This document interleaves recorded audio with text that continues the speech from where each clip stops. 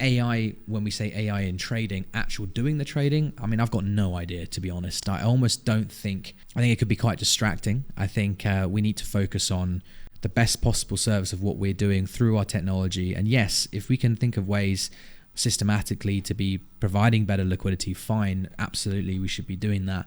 But I think that it's all going to be, the market's going to be ran by robots. It's just... No, I don't think...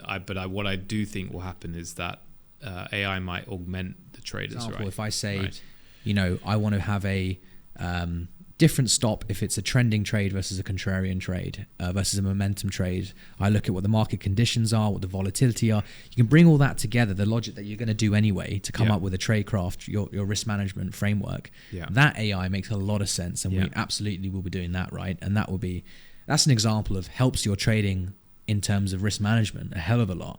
But at the end of the day, you still got to make the decision. You still got to have your view. Yeah, exactly. Maybe pricing more exotic stuff. Maybe doing your hedging. Right. Maybe quoting out to the market in different ways. Right. Different for different clients. There's a lot of ways to do that. But in all these examples, you are not replacing one trader. You're just augmenting them. Right. You're just 10xing their capability.